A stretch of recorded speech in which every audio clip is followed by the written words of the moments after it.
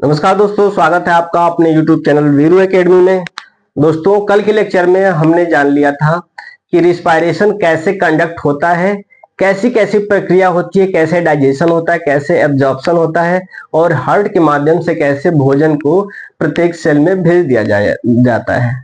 वैसे ही हमने देखा कि कैसे ब्रीदिंग हो रहा है, ऑक्सीजन को ब्लड में मिलाया जा रहा है, ब्लड के रास्ते फिर वो ब्लड हार्ट में जा रहा है, हृदय में जा रहा है और हृदय से वो कहाँ जा रहा है, कोशिका में जा रहा है। और कैसे सारी चीजें कंडक्ट हो रही थी, ये चीजें आपने जान लिया है। मैंने बोर्ड को साफ नहीं करा था, इस वजह से रिवाइज करने के लिए हम फिर से सारी चीजों को देख लेते हैं। चलिए दोस्तों, हमने कहा था कि जो भी खाना हमें भोजन मिलता है वो प्लांट से मिलता है, ठीक है। तो प्लांट क्या करता है, फोटोसिंथेसिस प्रक्रिया करता है जिसके अंदर वो भोजन स्वयं बनाता है। फोटोसिंथेसिस एक प्रक्रिया होती है जिसमें कार्बन डाइऑक्साइड और वाटर जो धरती से लेता है प्लांट और सनलाइट यानी सूर्य के प्रकाश की वजह से एक भोजन बनाता है जिसको कहते हैं ग्लूकोज। हालांकि जो अपशिष्ट निकालता है ऑक्सीजन निकालता है, यह इसके लिए अपशिष्ट पदार्थ होता है प्लांट के लिए, लेकिन इंसानों के लिए उपयोगी है या नहीं, आप बताइए। बिल्कुल उपयोगी है। इसी ऑक्सीजन को तो हम लेके जिंदा रहते हैं। इस वजह से दोस्तों प्लांट के इतने महत्व हैं कि यदि गिनाने लगूं तो काफी बड़ा लेक्चर हो जाएगा। हालांकि ये जान लीजिए कि हमें किसी भी हालत में पेड़ को कंजर्वेटिव करना है, संरक्षित करना है। अब ये प्लांट क्या बनाया, ऑक्सीजन बनाया एक अपशिष्ट पदार्थ के रूप में, ग्लूकोज बना दिया है। ग्लूकोज अपने अंदर रखता है, हालांकि उसको खाएंगे या तो फूड के रूप में हो या वेजिटेबल के रूप में हो, जैसे पालक वगैरह होता है या पात गोभी हो गया, या फिर किसी भी फॉर्म में हो, पौधों के फॉर्म में या फिर फल के फॉर्म में या फूल या बीज किसी भी रूप में हो, हम उसको लेंगे तो क्या वो भोजन, वो ग्लूकोज हमारे शरीर में आएगा? हम उसको खाएंगे तो क्या हमारे शरीर में आएगा?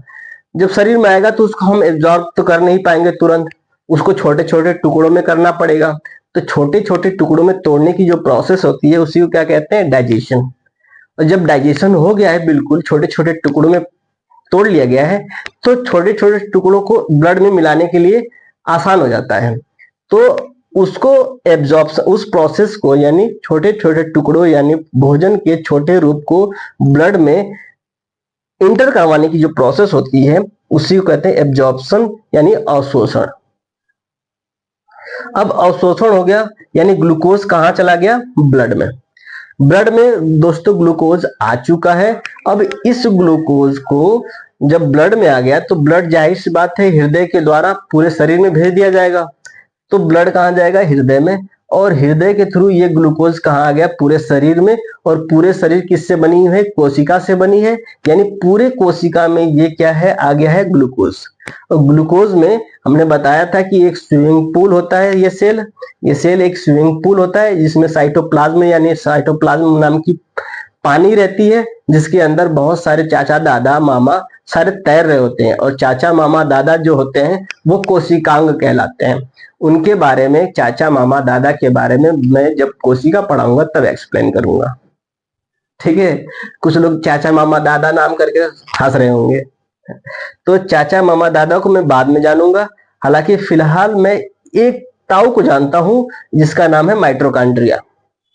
ये ताऊ एक ऐसे ताऊ हैं जो मोटू पतलू, देखा होगा आपने मोटू पतलू की जोड़ी, उसमें जो मोटू रहते हैं वो कहते हैं कि जब तक मुझे मेरे मुंह में समोसा नहीं जाएगा, जब तक मैं समोसा नहीं खा लेता, मेरे दिमाग की बत्ती नहीं जलती।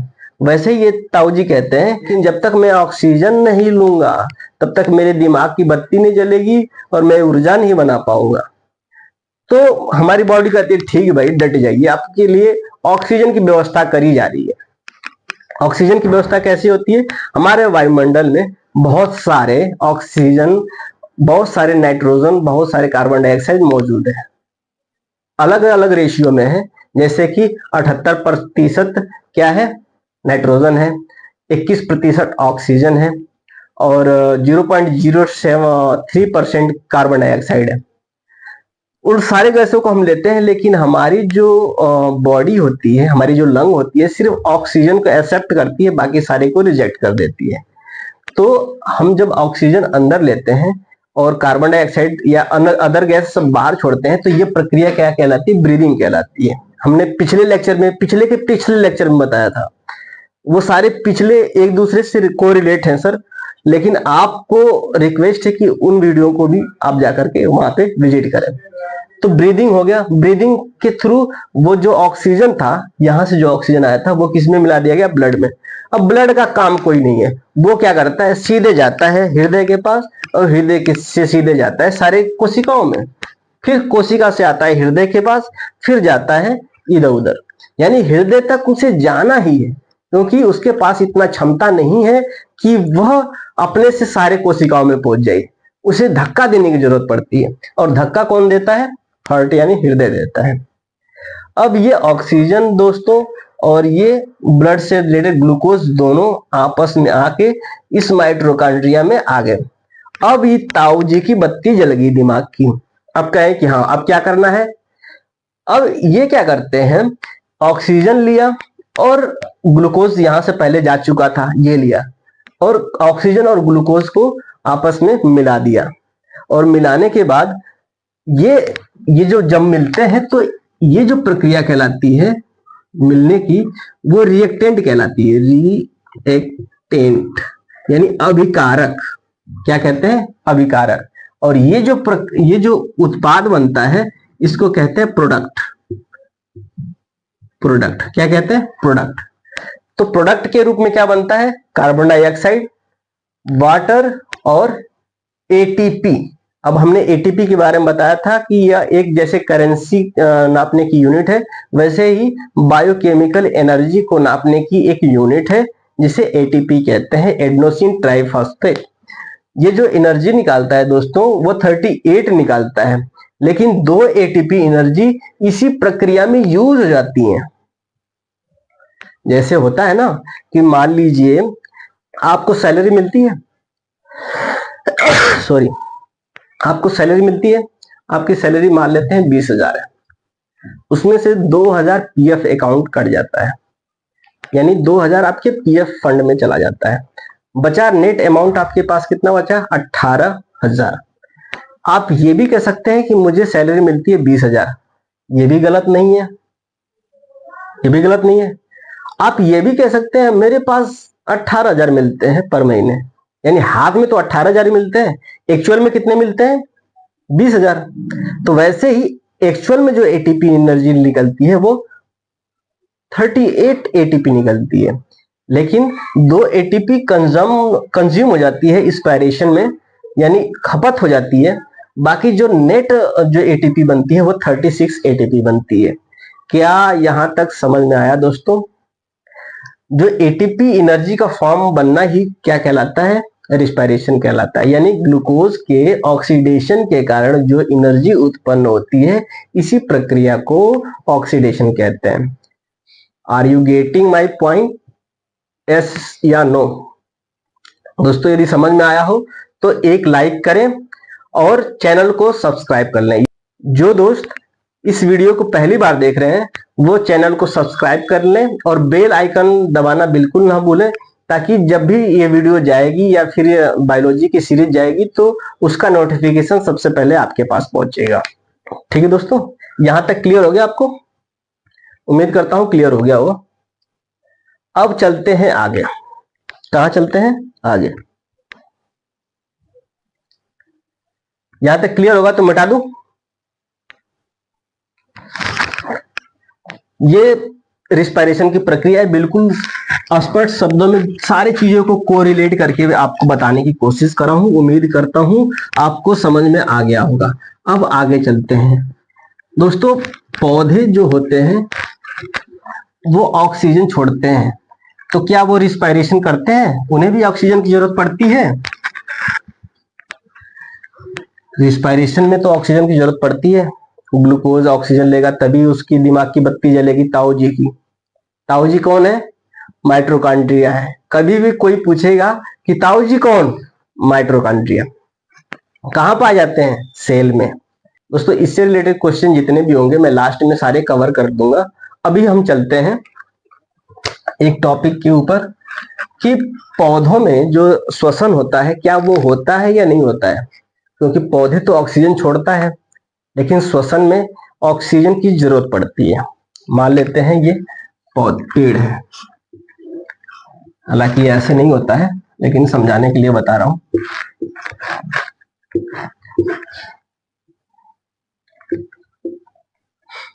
यहाँ पे एक तोता रहता है, ठीक है, एलेक्स रहता है। एलेक्स देखा, दिल्ली सफारी देखी होगी मूवी दोस्तों।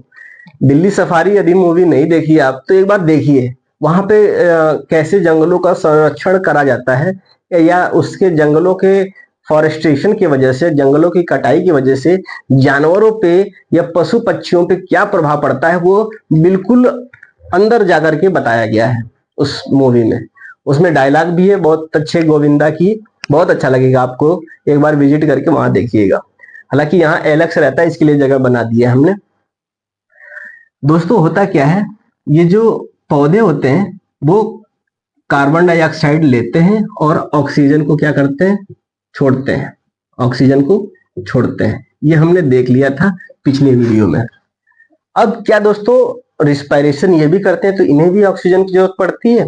जी हाँ, जब ये श्वसन करेंगे तो इन्हें भी ऑक्सीजन की जरूरत पड़ेगी। वही सारी प्रक्रिया होंगी जो इंसानों में होती है, इंसानों की कोशिका में होती है। फर्क सिर्फ इतना है कि जब ये दिन में रिस्पायरेशन करते हैं, जब दिन में श्वसन करते हैं, दिन में श्वसन करते हैं तो इसके अंदर से, हालांकि जो श्वसन के जो श्वसन में जो वेस्ट प्रोडक्ट होता है वो कार्बन डाइऑक्साइड होता है। दिन में जो श्वसन करेंगे तो कार्बन डाइऑक्साइड को रिलीज करेंगे, यानी उत्सर्जित करेंगे। किसको? कार्बन डाइऑक्साइड को। यहां तक आपको समझ में आया? ठीक है। अब दिन में जब श्वसन करेंगे तो कार्बन डाइऑक्साइड को उत्सर्जित करेंगे, और जब कार्बन डाइऑक्साइड को उत्सर्जित करेंगे दोस्तों ध्यान देना, तो दिन में फोटोसिंथेसिस भी होता है।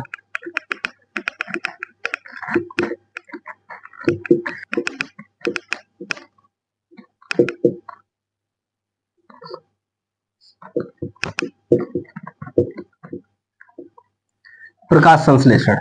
दोस्तों जब फोटोसिंथेसिस करेगा ये, ध्यान देना, फोटोसिंथेसिस वो प्रक्रिया होती है जिसके अंदर पौधे कार्बन डाइऑक्साइड को लेते हैं और सनलाइट के प्रेजेंस में, क्लोरोफिल के प्रेजेंस में, उपस्थिति में क्या बनाते हैं? ग्लूकोज बनाते हैं।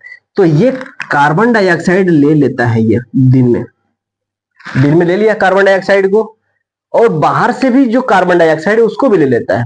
अपना जो श्वसन के दौरान जो कार्बन डाइऑक्साइड उत्सर्जित करता है पौधा, उसको भी ले लेता है। और फोटोसिंथेसिस जब प्रक्रिया होती है, क्योंकि ये दिन में होती है,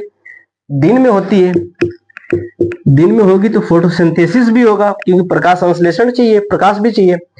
तो उसमें क्या करता है, ये जो अपशिष्ट पदार्थ होता है जो पौधों के द्वारा रिलीज होता है कार्बन डाइऑक्साइड, उसको तो लिया ही जाता है, साथ में बाहर से भी CO2 ले लिया जाता है और क्या बना दिया जाता है? C6H12O6, यानी क्या बना दिया जाता है? ग्लूकोज बना दिया जाता है, और ये अपने अंदर रख लेता है प्लांट। यह इसके लिए पोषक पदार्थ है। यहां तक समझ में आया? ये दिन की बात है। जबकि रात में क्या होता है? रात में भी श्वसन होगा, क्योंकि श्वसन दिन में भी होता है, रात में भी होता है। तो रात में भी श्वसन होगा, श्वसन, तो इसमें वही प्रक्रिया होगी। क्या निकलेगा? CO2 निकलेगा। किससे? पौधों से। हालांकि पौधों की शाखाएं जितनी बड़ी होंगी उतना ज्यादा कार्बन डाइऑक्साइड उत्सर्जित करेगा। बिल्कुल ध्यान से सुनना दोस्तों। तो उतना ज्यादा कार्बन डाइऑक्साइड क्या करेगा? उत्सर्जित करेगा। अब ये कार्बन डाइऑक्साइड उत्सर्जित करेगा, अब प्रकाश संश्लेषण होगा नहीं, क्योंकि रात में प्रकाश कहां से लाओगे गुरु? नहीं ला पाओगे ना। तो रात में यही कारण है कि सिर्फ कार्बन डाइऑक्साइड छोड़ता है, ऑक्सीजन छोड़ता ही नहीं है, क्योंकि ग्लूकोज बनाने के बाद ये ऑक्सीजन भी छोड़ता है। इसी वजह से दिन में तो पेड़ के नीचे रहना चाहिए, जबकि यही सलाह दी जाती है कि रात में पेड़ के नीचे चारपाई लगा करके नहीं सोना चाहिए। क्या समझ में आया आपको? इसी वजह से बूढ़े बुजुर्ग क्या कहते हैं कि रात में पेड़ के नीचे नहीं सोना चाहिए, क्योंकि रात में क्या होता है, सिर्फ श्वसन होता है, फोटोसिंथेसिस तो होता ही नहीं है। इस वजह से श्वसन के होने की वजह से सिर्फ ये पेड़ क्या छोड़ेगा, कार्बन डाइऑक्साइड छोड़ेगा। और जब कार्बन डाइऑक्साइड छोड़ेगा तो वही कार्बन डाइऑक्साइड हम लेंगे और हमें ऑक्सीजन मिल ही नहीं पाएगा। इस वजह से घबराहट होगी और हमेशा कई सारी बीमारियां भी हो सकती हैं। इस वजह से कहा जाता है कि रात में पेड़ के नीचे नहीं सोना चाहिए। अब आप दोस्तों यहाँ पे साइंटिफिक रीजन जान चुके हैं कि रात में पेड़ के नीचे क्यों नहीं सोना चाहिए। तो आप भी अपने बच्चों को, हालांकि शादी नहीं होगी तो हो जाएगी, तब भी किसी न किसी दिन बाप बनेंगे, दादा बनेंगे, ताऊ बनेंगे, तो आपको यही सलाह देनी है, यही एग्जाम्पल देना है अपने बच्चों को कि रात में पेड़ के नीचे क्यों नहीं सोना चाहिए। यहां तक क्लियर हो गया? अब इसको मिटा दें, मिटा देते हैं। तो यही सलाह दी जाती है दोस्तों कि रात में पेड़ के नीचे नहीं सोना चाहिए। अब आगे चलते हैं।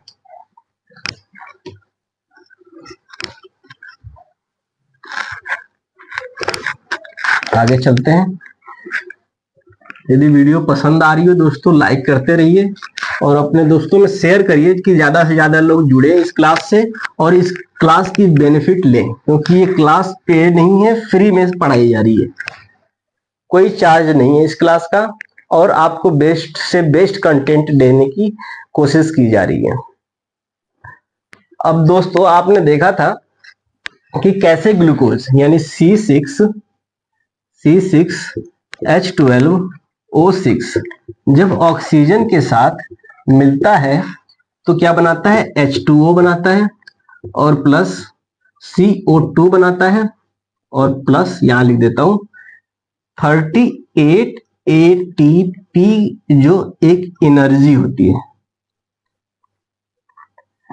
जो एक एनर्जी होती है इसको उत्सर्जित करता है। यहां तक आपने जान लिया था, यानी ग्लूकोज का टूटना ही, एनर्जी में कन्वर्ट होना ही क्या कहलाता है, रिस्पायरेशन कहलाता है। वेरी गुड, यहां तक समझ में आ गया होगा दोस्तों। दोस्तों ये जो ग्लूकोज है और ये जो एटीपी का सफर है, 38 एटीपी का, ये सफर इतना आसान नहीं है जितना ये दिख रहा है। इसके अंदर कई सारी प्रक्रियाएं होती हैं, जिसमें से मुख्य रूप से 3 प्रक्रियाएं शामिल होती हैं। वो सारी चीजें मैं आपको नहीं बताऊंगा दोस्तों, क्योंकि वो सारी चीजों की जरूरत कहां पड़ती है, जब आप पीएचडी करेंगे। ठीक है, पहला होता है ग्लाइकोलाइसिस।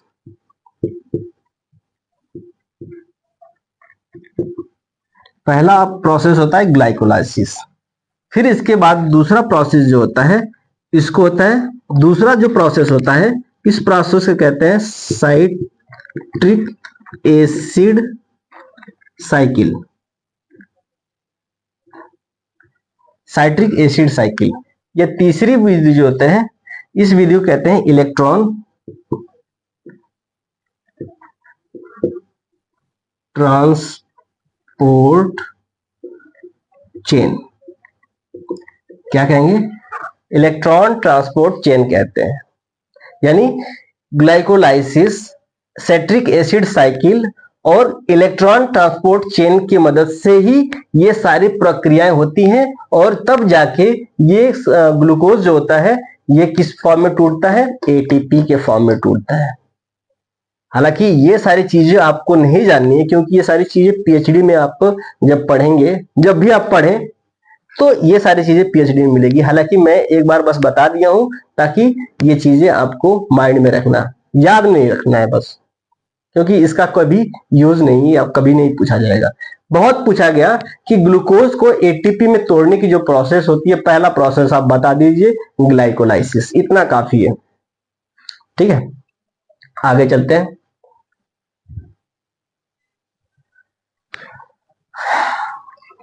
इसके आगे चलते हैं दोस्तों, चलिए आगे चलते हैं, आगे चलते हैं, आगे चलते हैं, क्योंकि आगे चलने में ही फायदा है, पीछे तो दुनिया देख ही रही है। एक बार फिगर बना लेता हूं एक।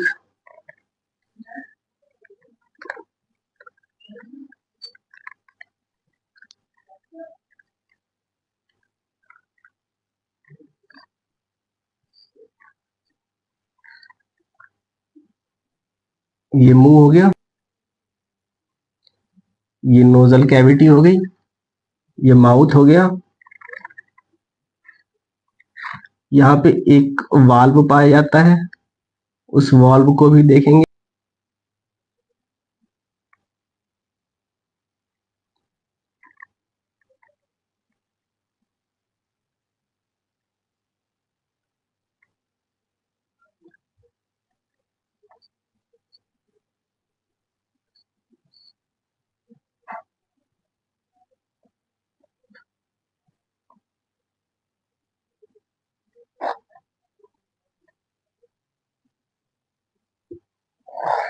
दोस्तों ये फिगर बस समझाने के लिए है, इसके बारे में हम डिटेल्स में जानेंगे, ठीक है। अब चलते हैं इसके बारे में जान लेते हैं। दोस्तों ये नोज है, क्या है? नोज यानी नाक, और ये माउथ है, ये तो आपको पता ही है माउथ है, मुंह है, बक्कल कैविटी है। हम सांस लेने की प्रक्रिया को समझ रहे हैं, इस वजह से हम मुंह में नहीं जाएंगे, हम किस में जाएंगे? नाक में। आपको पिछले वाले वीडियो में बताया था कि हम हवा बनेंगे, हवा बनने की कोशिश करेंगे, ऑक्सीजन बनने की कोशिश करेंगे। ऑक्सीजन अंदर गया, अंदर गया, ये जो कैविटी कहलाता है इसे नोजल कैविटी कहते हैं। क्या कहते हैं? Nozzle cavity. यहां से कई सारे ऑक्सीजन, कई सारे गैसेस जाती हैं, कुछ गैसेस या डस्ट वगैरह भी जाते हैं, लेकिन डस्ट यहां से टकरा करके यहीं पे चिपक जाते हैं, म्यूकस से चिपक जाते हैं, और सिर्फ प्योर एयर ही अंदर जा पाता है, जो गैस के फॉर्म में होता है, ठीक है। तो गैस कैसे जाएगा? ऐसे जाएगा, ऐसे जाएगा, और ऐसे फॉर्म में ऐसे आ जाएगा। जब यहां आएगा, ये यहाँ पे एक वाल्व पाई जाएगी, इस वाल्व को कहते हैं इपिग्लॉटिस।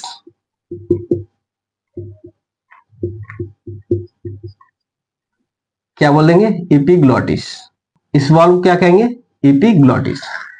ये वाल्व का क्या करता है दोस्तों? ध्यान देना, हमने खाना खाया, जब हम खाना नहीं खा रहे होते तो ये वाल्व ऊपर की तरफ होता है।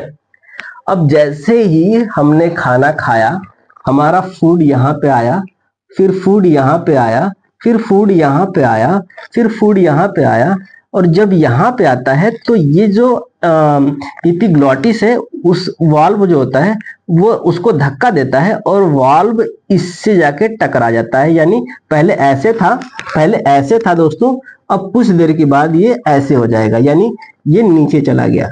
जब ये नीचे चला जाएगा तो खाना क्या इस फूड एयर पाइप या विंड पाइप में आ पाएगी? नहीं आ पाएगी। अब खाना कहाँ आ गया?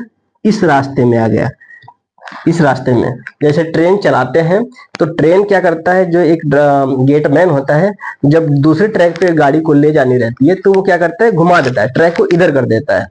वैसे ही क्या करता है, एपिग्लॉटिस क्या करता है? ट्रैक को, इस भोजन का डायरेक्शन चेंज कर देता है, और ये किस पाइप में आ जाता है? फूड पाइप में आ जाता है खाना। किस पाइप में आ जाता है? फूड पाइप में। अब जब खाना हम खा लेते हैं तो फिर ये एपिग्लॉटिस कहाँ चला जाता है? ऊपर चला जाता है। कहाँ चला जाता है? ऐसे चला जाता है, ऐसे हो जाता है एपिग्लॉटिस।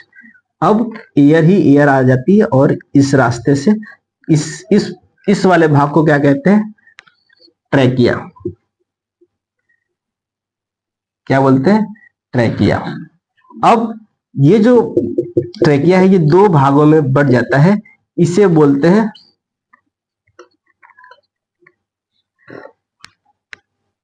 इसे ब्रांची बोलते हैं, या प्राइमरी ब्रांच भी बोलते हैं, क्योंकि ये ब्रांच के रूप में टूट गया है।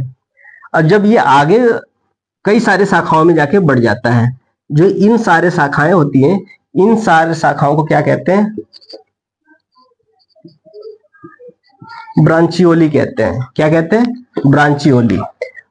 अब ध्यान देना दोस्तों, नाक से एयर जो है अंदर गई, जो डस्ट पार्टिकल, मोटे कण होते हैं, वो यहीं पे चिपक गए नोजल कैविटी में। नोजल कैविटी से सिर्फ और गैस के फॉर्म में जो होता है वो अंदर गया। ये एपिग्लॉटिस होता है, एपिग्लॉटिस क्या करता है? एक वाल्व की तरह काम करता है, जो भोजन को इस दिशा में यानी फूड पाइप में भेज देता है, और जो गैस होते हैं वो ट्रैकिया में भेज देता है, ट्रैकिया में भेज देता है। अब ट्रैकिया आगे जाके दो भागों में बढ़ जाता है, जिसे ब्रांची कहते हैं, और ब्रांची जाके कई भागों में बढ़ जाता है, जिसे ब्रांचियोली कहते हैं। यहां तक क्लियर है। अब ये ब्रांचियोली के लास्ट में एक बैग लाइक संरचना ऐसे बन जाती है। अब ये लास्ट में ये जो बैग लाइक संरचना होती है इसको कहते हैं एल्वियोली। क्या कहते हैं? एल्वियोली। अब दोस्तों एल्वियोली जो बताया था वही क्या करता है, गैस का एक्सचेंज करता है किससे? लंग टू ब्लड में। अब इसके बारे में हम और डिटेल्स में जानेंगे।